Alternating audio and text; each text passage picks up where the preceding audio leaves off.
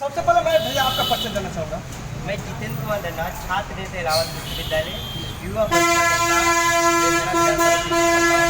देखा था कि बहन जी काफ़ी उम्र पार कर गई और अपने भतीजे आकाश आनंद जी को उन्होंने पार्टी में ज्वाइन किया है और उनको पद संभाला है और पार्टी का बागडोर भी उनके हाथ में हो गया। इस पर क्या हमारे दर्शकों को बताएं? बिल्कुल नए आकाश है। आकाश एक उम्मीदों का आकाश, बहुत आकार बड़ा होता है। एक नहीं होता कि नाम बहुत बड़ी चीज़ होती है। जैसे मेरा नाम इंद्रियों को जीतने वाला, आकाश पूरे भारत को संभालने वाला, दूसरा कोई बादशाह, दूसरा जनसेवक, बहुजनों का एक उगता हुआ सूरज, वो माननीय उम्मीदों का आकाश, आकाश आनंद जी आए। और जब से आकाश आनंद आए, बिल्कुल इसमें कोई भी कि मैं हुआ हूँ, खुदे जिस दिन आए थे एक लहर उम्मीदें टिकी कि हम लोग के फिर से आकाश आने वाले हैं। बाकी बहन कुमारी मायावती जी की दीर्घायु की कामना करता हूँ। बहन जी भी 10 साल 15 साल स्वस्थ रहेंगी, उनको अभी राजनीति सिखाएंगे। देखा जाए कि जो ही आकाश आनंद जी आए तो युवाओं में एक लहर आई, एक उम्मीद जगी, एक किरण जगी। बाकी फिर वो कुछ दिन के बाद बहन जी ने फिर पुनः वापस कर दिया। इसके बाद फिर भी उम्मीद जो भी युवक हैं फिर आकाश आनंद जी को मांगने का उन बहन जी से अपील करने लगे। इस पर क्या करना चाहिए? बिल्कुल देखिए, बहन जी एक दूरदर्शी नेता है। बहन जो भी निर्णय लेती है बहुजन महापुरुषों की किताबों को पढ़ के लेती है, ऑटोमेटिक नहीं लेती। कुछ दिन के लिए हटाई थी यह बताने के लिए कि ये हमारा परिवार का पार्टी नहीं, बहुजन महापुरुषों का चलने वाला, क्या कहा जाता है, बहुजन समाज पार्टी एक नेशनल मूवमेंट में चलने वाली पार्टी है। जो भी बेहतर कार्य करेगा उस पार्टी में रहेगा, जो बेहतर कार्य नहीं करेगा जो भी रहेगा उसको निष्कासित कर दिया जाएगा। माननीय आकाश आनंद जी ने रियलाइज़ किया कि हमसे गलती है तमाम चीज़ें, फिर बहन जी ने उनको लिया। और आकाश आनंद को आने से उम्मीदें नहीं कहा जाता है कि संघर्षों के साए में इतिहास हमारा बनता है, जिस ओर जवानी चलती है उस जमाना चलता है। तो बिहार में आकाश आनंद जी का कुछ दिन पहले दौरा था, फिर दौरा होने वाला था। बिहार में हम 10 सीटें जीतने वाले हैं। बिहार में हम तय करेंगे कि सरकार कौन बनाएगा हमारी सहमति से। उसके बाद उत्तर प्रदेश हमारा होने वाला, फिर जब उत्तर प्रदेश हमारा हो तो फिर दिल्ली हमारी होगी। आकाश आनंद उम्मीदों के आकाश है, हम लोग के नेता है, युवाओं के नेता है, बहुजनों के शान है, इसमें कोई गुरेज नहीं है।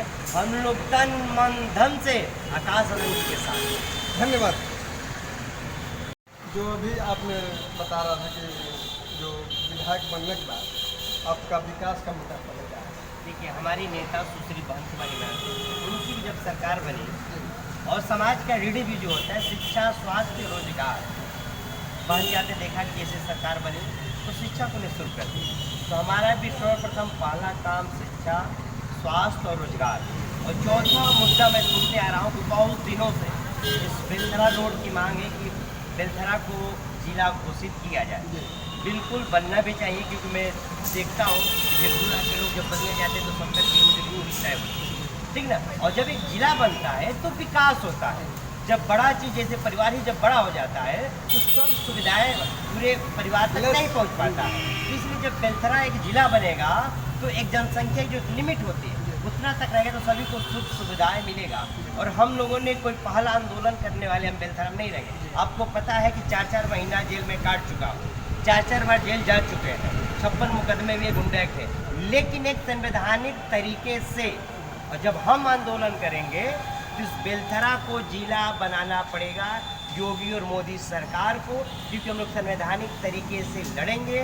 तो कलम के बल पे अंग्रेजों को भारत छोड़ के जाना पड़ा, ये तो भारतीय जनता पार्टी की सरकार। तो लोग कहते हैं कि अंग्रेजों को मैंने देश छोड़ कर जाना पड़ा, तो लोग कह रहे हैं कि नहीं ये भी उन्हीं की संतान है और इसीलिए तांडव मचा रखे हैं और इसीलिए चाहते हैं कि एक तरफा राज हो जाए, नहीं कि हम इस पे राज करते रहें। बिल्कुल, जब भारत आज़ाद हो रहा था तो शहीद आजम भगत सिंह ने कहा कि मैं भारत को तो आज़ाद करा रहा हूँ, लेकिन आज़ादी चंद लोगों के हाथों में ना रह जाए।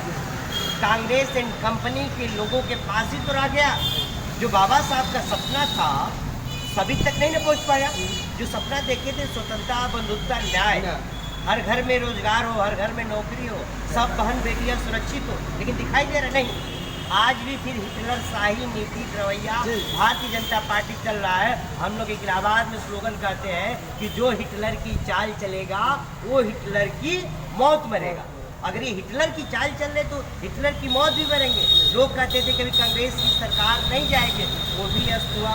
भारतीय जनता पार्टी की सरकार भी अस्त होगी, बहुजन समाज पार्टी की सरकार आए। आएगी और इस बागी बलिया में ये जो बेलथरा रोड है इसको जिला घोषित कराने वाला जितेंद्र नंदाल पहला रहेगा। तब तक अंतिम 6 महीने लगेंगे जब तक इसको बेलथरा को जिला घोषित न करें। अभी आपने कहा कि बहन जी ने शिक्षा को पहले प्राथमिकता दी, बाकी ये जो वर्तमान सरकारें चल रही है ये तो 5,000 से अधिक हमको लग रहा है, तो 200,000 तक विद्यालय बंद कर चुकी है।